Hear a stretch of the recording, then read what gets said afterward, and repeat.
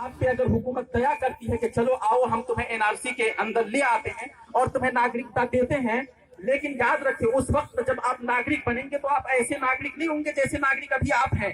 उससे कबल आप अगर जॉब में होंगे तो आपकी जॉब छीन ली जाएगी, आपकी प्रॉपर्टी सील कर दी जाएगी, आपकी जमीन पे गवर्नमेंट कब्जा कर लेगी। फिर उस वक्त आपका छटैया होगा, फिर नए तरह से आप शहरी बनेंगे।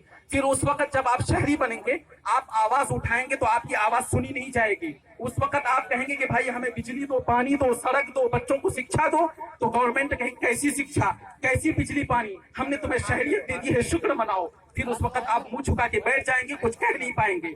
इसलिए मेरे भाइयों वक्त है, अभी वक्त है लड़ने का, अभी वक्त है अपने हुकूक को छीनने का, अभी वक्त है अपने अधिकार को लेने का। इसलिए अभी चुप होकर बैठ मत जाइए, वरना यकीन मानिए अगर अभी हम चुप होकर बैठ गए तो ये हुकूमत ये चाहती है कि ये लोग खामोश हो जाएं।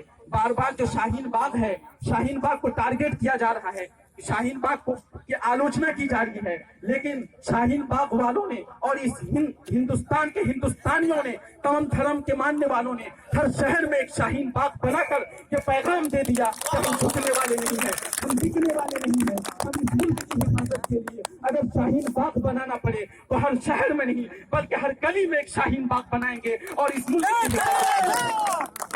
और खुशी की बात यह है कि सब लोग शहीद हो गए हैं। इस मुल्क के लिए कुर्बानी अशफाकुल्लाह खां के साथ राम प्रसाद बिस्मिल ने दी थी, आज भी कहीं पे अब्दुल्ला बैठता है तो उसके साथ रमेश बैठ के ये पैगाम दे रहा है। राम प्रसाद बिस्मिल और शहीद अशफाकुल्लाह खां की जोड़ी आज भी बचाने के लिए तैयार है। इसलिए हुकूमत के सीने पे सांप लौट रहा है, वो देखना नहीं चाहते, वो तोड़ना चाहते हैं। इसलिए आप देखें कि हुकूमत का कोई भी प्रवक्ता जब टीवी पे आता है तो उसके पास बोलने के लिए कुछ नहीं है, बस यही कब्रिस्तान, शमशान, पाकिस्तान, मस्जिद, मंदिर। मैं तुमसे कहना चाहता हूँ तुम मस्जिद और मंदिर के झगड़े को छोड़ दो, तुम हमें गुर्बत से आजाद कराओ, तुम हमें जिहालत से आजाद कराओ, तुम हमारे बच्चों को शिक्षा क्यों नहीं देते। और मैं आपको बता दूं कि CAA, NRC, NPR लाने का एक मकसद